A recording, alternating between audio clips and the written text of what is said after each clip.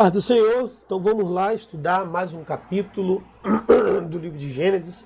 Esse é o 49, está nos trâmites finais já dessas passagens onde a gente vai estudar basicamente sobre, já são as bênçãos. Jacó já está abençoando, né, os filhos agora vai abençoar os seus próprios filhos e concluir de fato o estudo dessa passagem, né, para realmente já está na partezinha final. Agora essa vai ser um pouquinho mais longo, tem alguns versículos a mais, mas já está realmente no finalzinho do, do, do, do livro de Gênesis, já está concluindo todo esse processo final aqui da história da saga de José,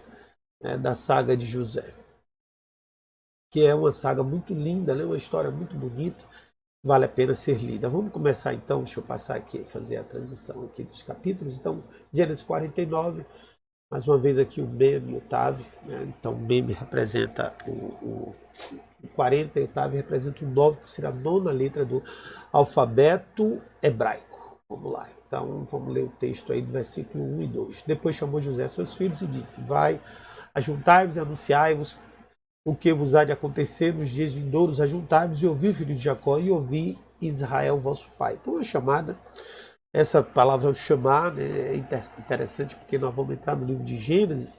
No livro de Gênesis a gente fala sobre Shemô Israel, né, Shema Israel, ou ouve, ó Israel. E aqui você vê a primeira vez em que isso é falado, né, ouçam, Shema. Então ele começa então a abençoar os seus filhos. E a gente vai começar assim, ó, por Rúben, né? Rúben, tu és o meu primogênito, minha força e o príncipe do meu vigor, mais excelente em alteza e o mais excelente em poder. Eu não sei se eu estou, não estou transmitindo. Deixa eu transmitir aqui para vocês. Pronto, vamos lá. Então, Rúben, tu és o meu primogênito, minha força e o princípio e meu vigor, o mais excelente em alteza e o mais excelente em poder, impetuoso como a água, e não serás o mais excelente porquanto subsiste ao leito de seu pai. Então o contaminaste e subiu a minha cama. Isso aí é uma alusão que Jacó está fazendo quando Rúben ele foi para a cama com Bilha, né? A gente viu isso alguns trechos atrás, mas ele fala como, ainda como ele é o vigor da sua força, e aquilo, quando ele fala no rigor sobre a minha cama, trata-se do lugar onde ele se deita. E ele teve essa. Existem. Os judeus eles não admitem que houve ali uma profanação, mas o texto ele deixa bem claro que isso. Ele perde o privilégio, ele perde a sua condição de primogenitura, porque ele profanou. A Bíblia fala claramente sobre profanar, que subiu no leito, né?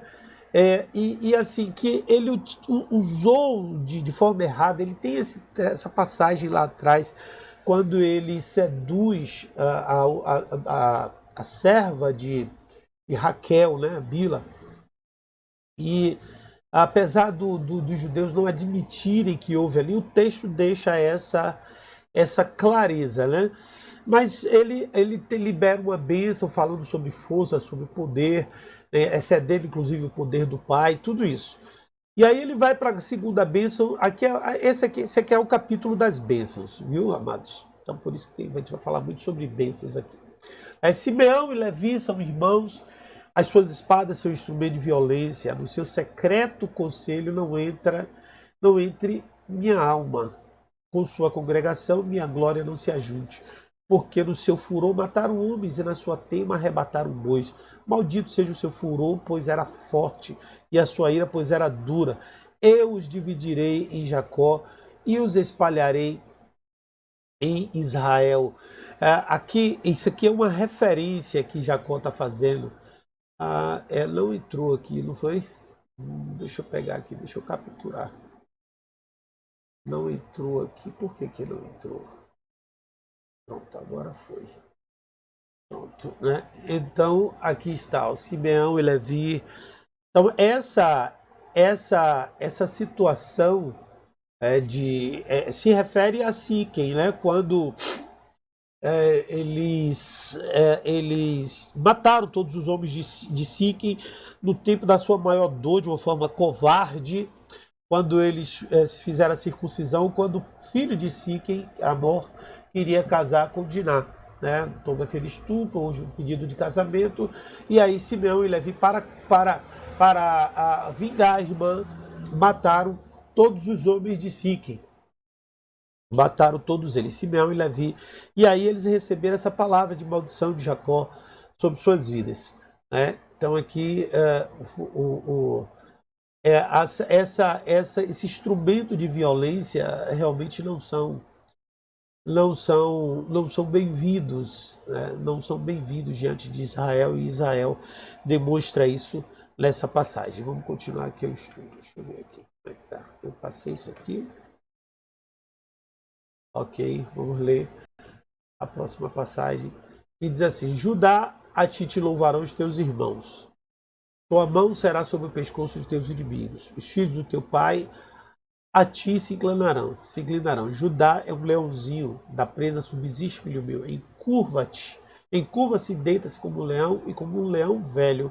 Quem o despertará? O cetro não se arredará de Judá, nem o legislador dentre os seus pés, até que venha Siló, e a ele se congregarão os povos. Na visão judaica, esse texto se refere a Davi, porque Davi é da tribo de Judá. Você vê que já é uma visão profética sobre Judá. Mas, na verdade, esse texto ele é mais amplo do que somente a Davi. Ele já vai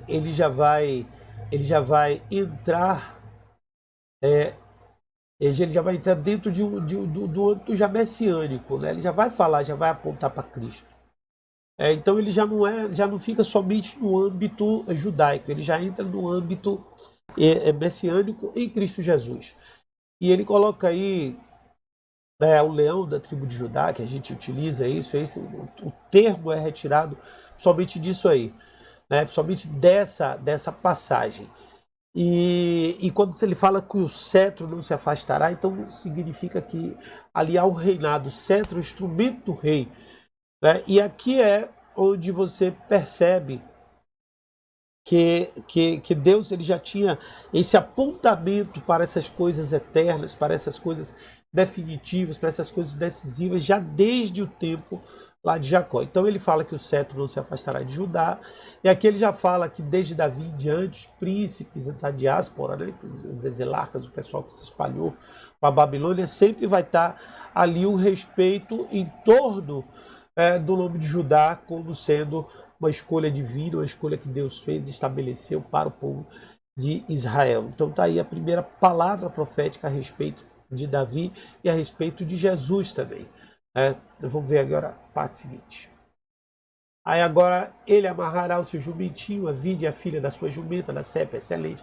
Ele lavará a sua roupa no vinho e a sua capa no sangue das outras. Está vendo que isso está se tornando mais claro? E a sua capa em sangue das uvas, e os olhos serão vermelhos de vinho, e os dentes brancos. Aí você termina aqui, dentes brancos como leite. Você termina aqui. Aí começa então a bênção de Zebulon. Zebulon habitará no porto dos mares, e será como o porto dos navios, e seu termo será para Sidom.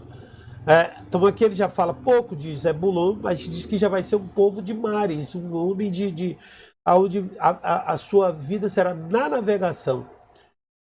E ele começa a falar sobre tudo isso. Esse jumento, deixa eu falar um pouquinho antes do versículo anterior.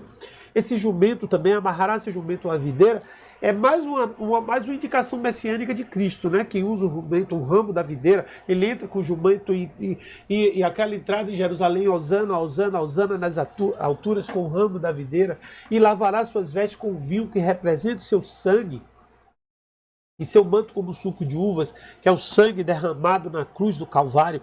Tudo isso é um apontamento para Jesus Cristo. Seus olhos cintilantes de tanto vinho, e seus dentes eram brancos de leite. Cintilantes está como vermelhos no inglês, na tradução em português, mas cintilantes não é vermelho, cintilantes é brilhantes.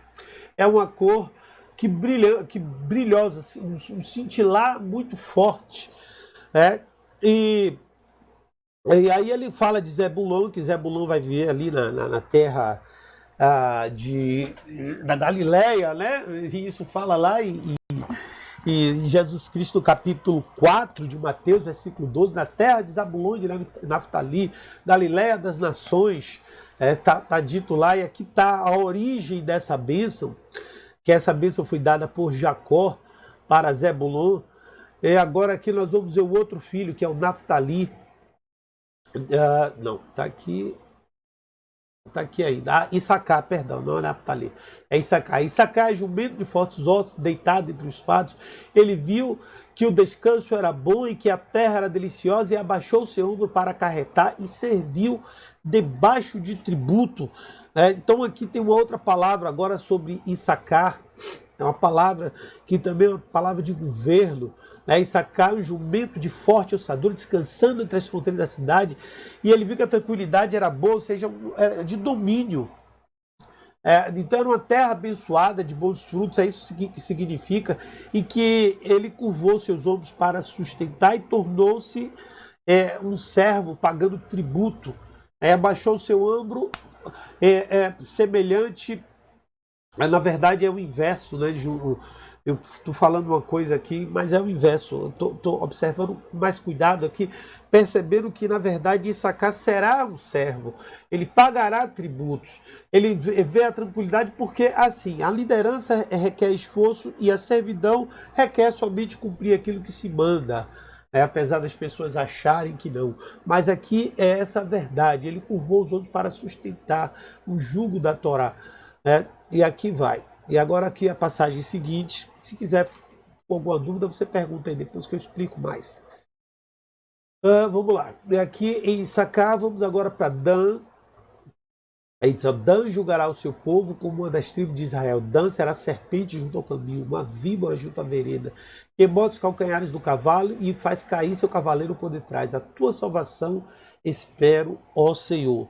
Dan também tem uma palavra forte sobre ele. Você vê, são coisas muito simbólicas, muito cheias de simbolismo.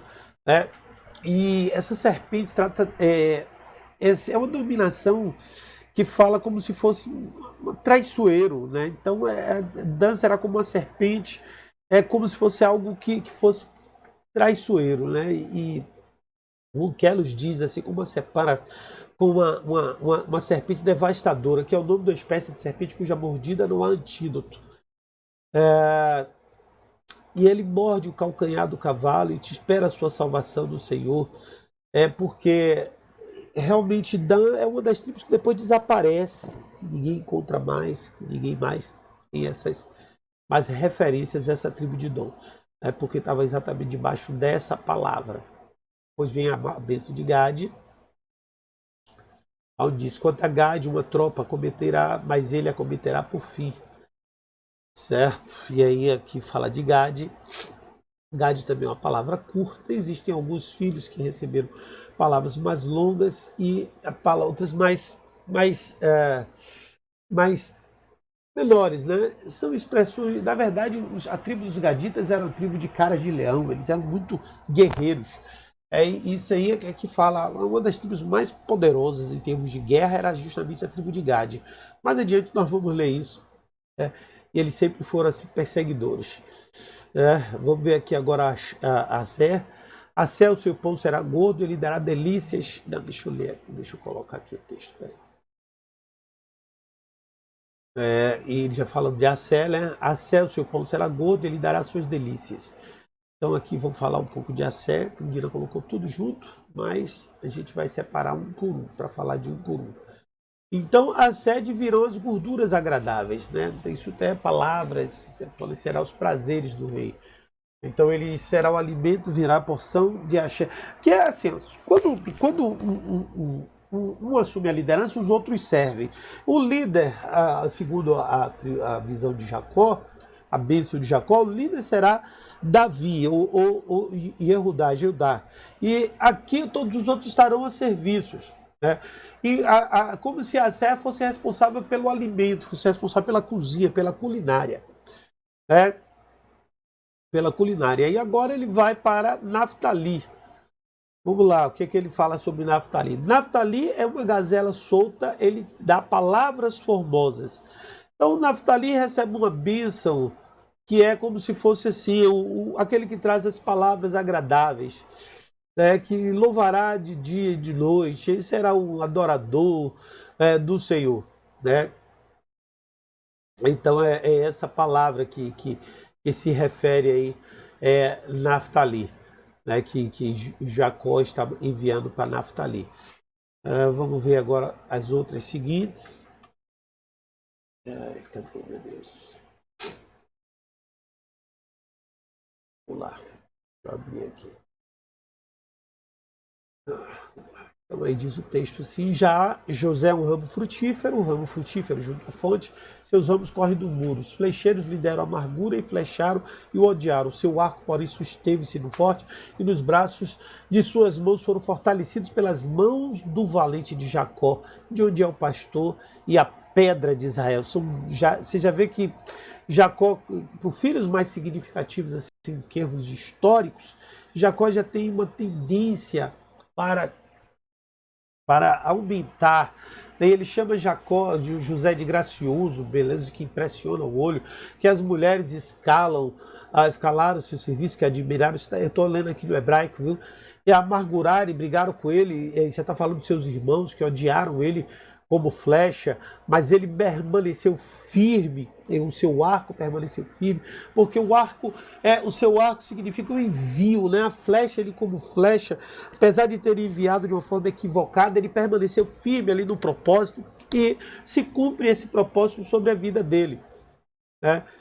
Pela vida, por aquilo que ele estava fazendo de uma maneira correta, direcionada de forma correta. E aí ele fala finalmente que Jacó é o pastor e o pai, e a pedra de Israel, né, que era o exemplo, né? Pelo Deus de teu pai, do qual te ajudará, Todo-Poderoso, do qual te abençoará com as bênçãos dos altos céus, com bênção do abismo que está embaixo, com bênçãos dos selos e da madre.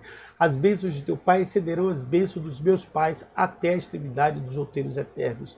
Elas estarão sobre a cabeça de José e sobre o alto da cabeça do que foi separado entre os irmãos. Jacó continua abençoando José, continua ampliando a aplicação da bênção. Ele utiliza o El Shaddai, ou Shaddai, pelo El de seu pai, ele irá te ajudar. O versículo 25 fala isso, né? Então, pelo Deus de teu pai, pelo El de teu pai, ele te ajudará, pelo Todo-Poderoso. Então, aqui ele separa a palavra El Shaddai pelo El de seu pai. Ele usa El de seu pai do hebraico, né? Ele te ajudará, Todo-Poderoso irá te abençoar. A palavra normalmente utilizada é El Shaddai, mas aí Jacó separa. El, pelo Deus de seu pai, ele vai te ajudar no futuro. E Shaddai, o coração que estava com Deus. Esse Shaddai, essa palavra Shaddai tem a ver com provisão, com sustento, porque a palavra Shad, ela significa seio de quem dá mama, né? Então aqui está falando sobre essa questão do sustento, da manutenção. Então ele receberá bênçãos dos céus e acima de todas as pessoas, né? Então você vê que a vida de José ela foi diferenciada, ele foi mais abençoado em termos de poder, de unção, em termos de direcionamento da parte de Deus. E agora, finalmente ele chega ao último filho, né, que é Benjamim.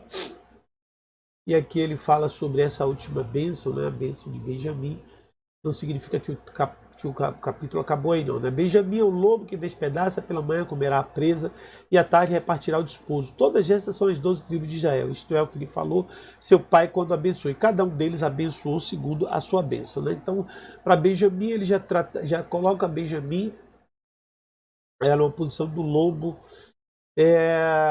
que dilacera a sua presa e os despojos dividirá o espólio. Então, profetizou que é como aquela tribo, né? Ele seria uma tribo que estaria dentro de uma visão de usurpação, de trono e tudo mais. Depois isso veio para Saul, que é benjamita, né? E é uma coisa um pouco meio complexa para a gente entender. Certo? Precisaria de do entendimento mais profundo, porque envolve um futuro de todo o texto. E assim, havia essa bênção, havia um poder especial sobre a vida, sobre a geração de Benjamim, que Saul, por exemplo, foi descendente de Benjamim, e Saul ele sempre teve, quando ele lutava contra o povo originário dessa geração, os moabitas, os edomitas, sempre os derrotava. E Saul gostava muito de despojo, tanto que esse gostar tanto de despojo gerou um problema muito grande. Ele perdeu o trono praticamente por gostar demais de despojo, que foi na situação de desculpa, Marcos, de Agag. Me perdoe. Então essas são as 12 tribos que ele abençoou conforme cada um conforme a sua bênção. A gente está terminando já o capítulo, certo? Já é uma parte final, que agora mais 2 slides apenas. Nós vamos falar sobre esse capítulo. Já está terminando também o livro de Gênesis.